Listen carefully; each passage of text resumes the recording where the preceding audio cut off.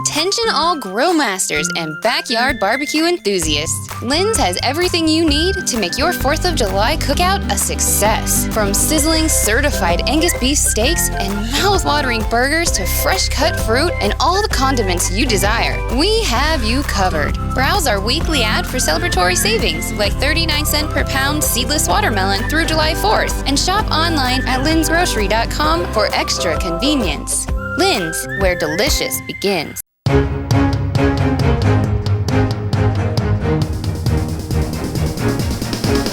This is the Washington Times front page for Wednesday, October 30th, 2024. Thanks for joining us. I'm George Gerbo.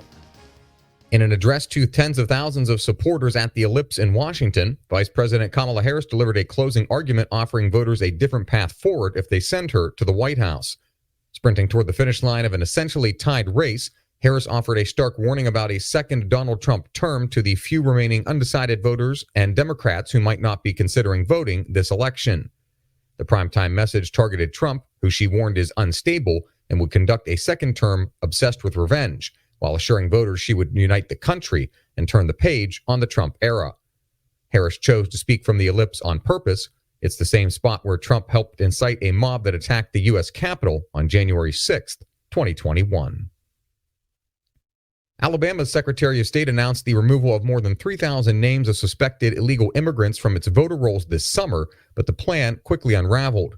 A little more than a month after notices went out, Stephen Dinan reports more than 700 people whose names had been moved came forward to confirm they were indeed eligible citizens. Some were citizens from birth, others had been naturalized, but the state was using old records. Only 106 of the people flagged asked that their names be removed. The Justice Department said that isn't proof that they were non-citizens.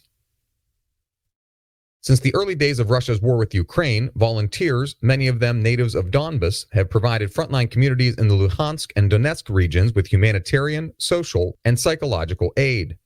Although they're no strangers to war, Guillaume Patak reports they've had to considerably scale up their operations after the beginning of Russia's full-scale invasion of its neighbor in 2022. It's part of the war that doesn't make the headlines, and it offers a small window into the widening strain Ukrainians face fighting off a larger opponent in a conflict that shows no signs of ending soon. The House Judiciary Committee is examining a report that then FBI Director James Comey targeted Donald Trump soon after he announced his presidential campaign in June 2015. Kerry Pickett reports an FBI agent involved in the probe revealed the off-the-books criminal investigation in a protected disclosure sent to the committee.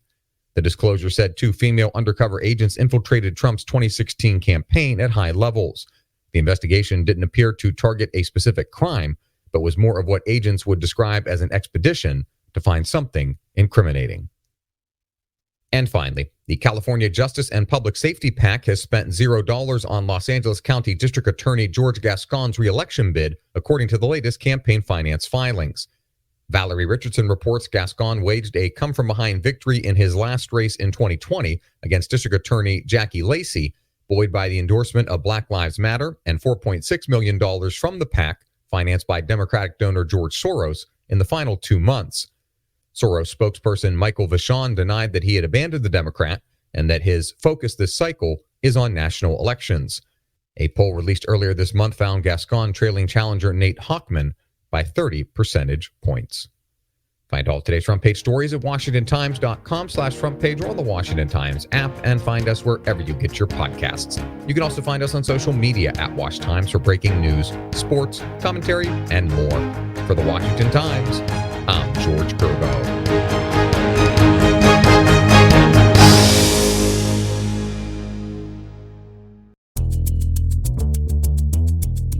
Okay, it's official. We are very much in the final sprint to Election Day. And face it, between debates, polling releases, even court appearances, it can feel exhausting, even impossible to keep up with. I'm Brad Milkey. I'm the host of Start Here, the daily podcast from ABC News. And every morning, my team and I get you caught up on the day's news in a quick, straightforward way that's easy to understand, with just enough context so you can listen, get it, and go on with your day. So, kickstart your morning. Start smart with Start Here and ABC News, because staying informed shouldn't feel overwhelming.